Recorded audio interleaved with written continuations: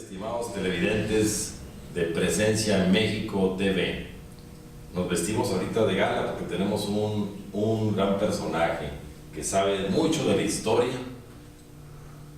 y concretamente de la historia de la Revolución Mexicana. Estamos hablando del profesor Óscar Corral Gutiérrez, un investigador histórico de prosapia, muy analítico, muy inteligente, que le gusta buscar los recovecos de la historia, del acontecer. Y obviamente pues también tiene muchos reconocimientos y ha hecho muchos trabajos, ha hecho muchas investigaciones.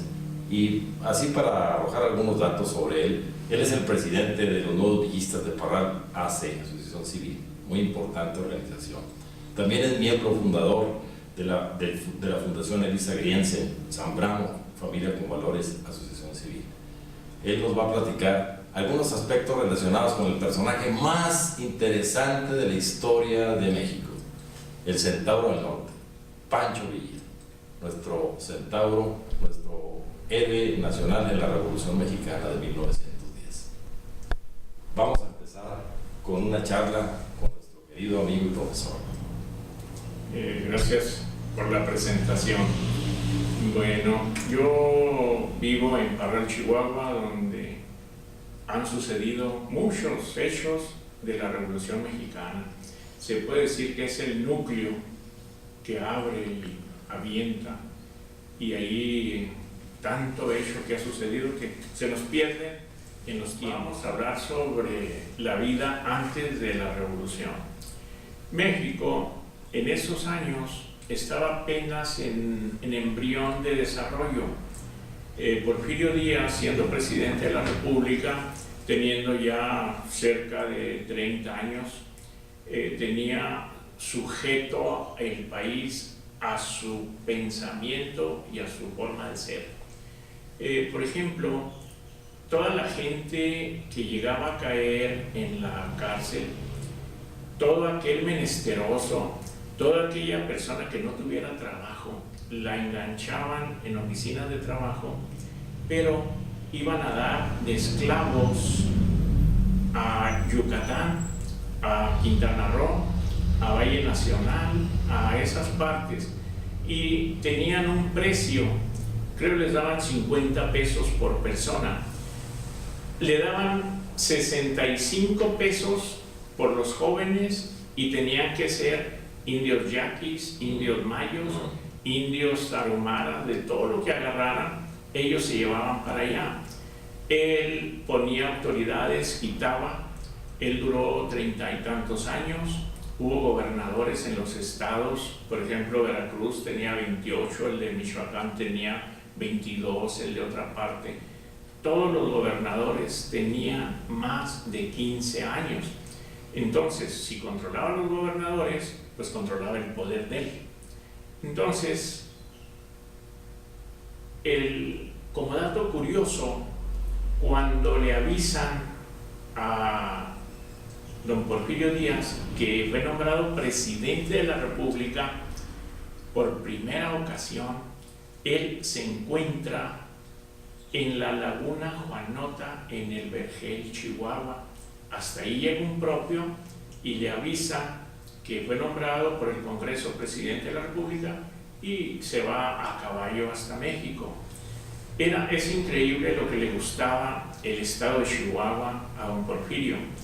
Don Porfirio tenía una gran propiedad, la Alta y la Baja Bavícora, que la tenía a nombre de José Ibel Limantur. Ahorita les vamos a explicar por qué pasa a manos de uno de los grandes periodistas de Estados Unidos, con Hess precisamente. Entonces, en todas las elecciones que hacía Porfirio Díaz, él salía ganando. Había un señor de apellidado Zúñiga que era el contrincante y todo el mundo se reía de él. Y con ese personaje, él salía al mundo en la noticia de que le había ganado en unas elecciones totalmente democráticas. Y así sucesivamente fueron transcurriendo el tiempo Y los liberales a los que pertenecía él, siguiendo con el orden de ideas de la cuestión política, Porfirio Díaz está clasificado como liberal, pero cuando llega al poder se le olvida. Entonces los grupos liberales de México comienzan a protestar a través de periódicos, a través de volantes, fueron perseguidos, destruidos sus talleres y tienen que emigrar a Estados Unidos.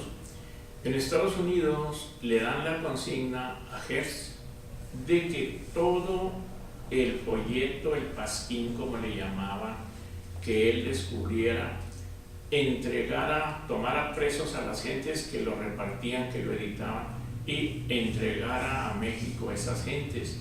Tenían cadenas de detectives privados para buscarlos, para localizarlos, tomarlos presos y mandarlos a México. Así murieron más de 500 gentes. Entre estas gentes, pues existen los Flores Magón, que fueron las ideas. Sí. Los Flores Magón recibían ayuda de don Francisco I. Madero. Francisco I. Madero les mandaba religiosamente su cuota de inscripción de los periódicos y de las revistas. Entonces, los Rivera, Villarreal, y tenemos por ejemplo un caso de Prajedes G. Guerrero.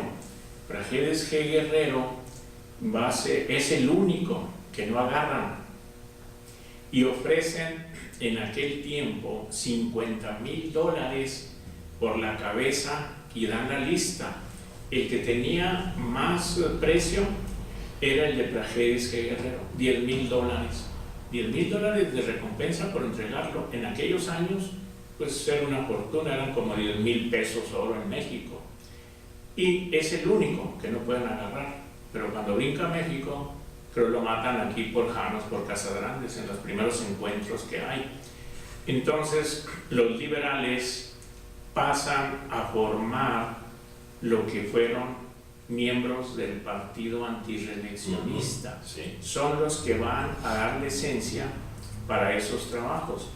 Cuando Porfirio Díaz se ve ya en la necesidad de dar una apertura política, da libertad a las asociaciones de trabajadores, o sea, a las asociaciones mutualistas que surgen de entre 1900 a 1909. Entre esas asociaciones hay de mujeres, hay de albañiles, inclusive en el estado de Chihuahua existen las de Juárez, las de Delicias, de Camargo, de Parral, pero desgraciado o desafortunadamente no saben su origen. Fue una apertura del gobierno de Porfirio Díaz. Una vez que comienza ya un frente muy grande de los antirreeleccionistas, los comienzan a matar. Inclusive conocemos un episodio de Chihuahua de Claro Reza y Francisco Villa. Claro Reza fue a Vigio, se acababa de robar unos burros, lo meten a la penitenciaría. En la penitenciaría escuchan que hay unos revoltosos que los tienen que eliminar y escucha el nombre de Francisco Villa. Entonces él le habla al encargado de la prisión, que era uno de los CRIL, y le dice: si usted me da mando, si usted me da rurales, policías rurales, yo le mato a ese individuo que acaban de nombrar ahorita. Fue mi amigo y es mi compadre. Entonces llegan a un acuerdo y sale y se dedica a buscarlo. Villa se da cuenta, porque Villa en ese tiempo recibía escoleta política de don Abraham González.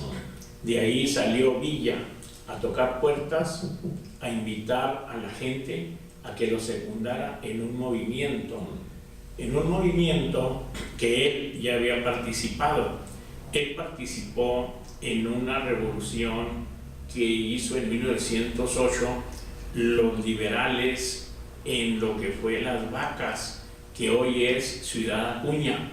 En Ciudad Acuña son derrotados, inclusive pues ahí Villa se tiene que regresar al estado de Chihuahua, Inclusive en ese movimiento va gente de Parral, unas personas Andrade, y que fueron compañeros de él durante la revolución, pero ya él ya tenía ese antecedente. Una charla muy amena sobre la historia de la revolución y los antecedentes de la revolución mexicana con el profesor Corral. Seguimos sobre los liberales, que después pasaron a ser antireeleccionistas, y cuando ya se generalizó ya el movimiento, fueron clasificados como anarquistas para que el pueblo los denunciara y las fuerzas rurales detenerlos. Entonces ahí ya se va creando una conciencia civil, política, porque los campesinos pues eran esclavos de la tierra de los tiempos feudales. El hacendado era dueño de vidas y de terrenos y disponía de mujeres de los mismos obreros o empleados o campesinos. Tenían empeñada su vida en las tiendas de raya. Entonces hay muchos aspectos de ese tipo. Fue en aquellos años la economía se fincaba en las haciendas. Si la hacienda no producía, pues la economía de esa región distaba mucho de tener una vida económica fuerte, pero a costas de los campesinos. Se puede decir que desde los tiempos de la colonia hasta los tiempos de la revolución, el campesino vivía en las mismas condiciones. Y siguiendo ya con nuestro relato, vamos a hablar de las características de los líderes. Vamos a agarrar 3 líderes: Porfirio Díaz, Calles, Carranza, Madero, y Villa, Obregón y Villa. Todos, la mayor parte, comenzando por Carranza, que son de los que se oponen.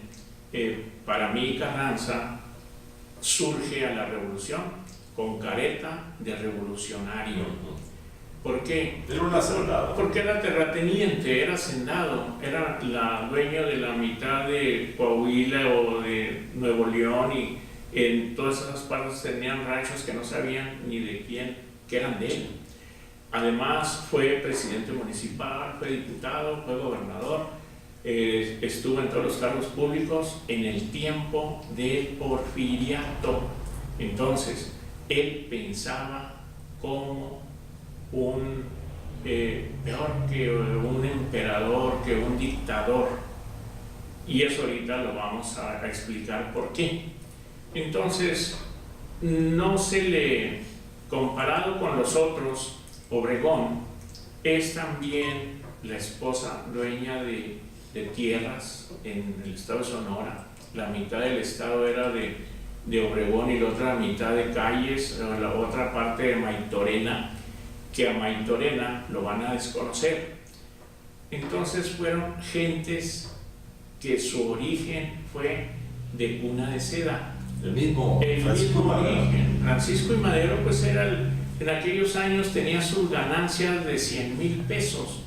Tenían negocios con los Rockefeller, tenían un comercio con Estados Unidos, le compraban lechuvilla a 12,000 campesinos, pero Madero tenía la cualidad de que él les daba un nivel de vida más humano, porque él los curaba, él los recetaba, él tenía conocimientos de herbolaria. Madero estudia en Francia, se especializa en Estados Unidos, se mete a la política, y el abuelo y el padre le dicen: hijo, no te metas a la política. Hijo, los regaños que recibía Madero de su abuelo, y le decía en las cartas muy pesadas: hijo, te comiste los mocos. En otra, para rematar el regaño, le decía: hijo, te metiste en las manos de los caballos. Y vean ustedes, tenían razón, porque una vez que acaba Madero, quedan sin ningún capital.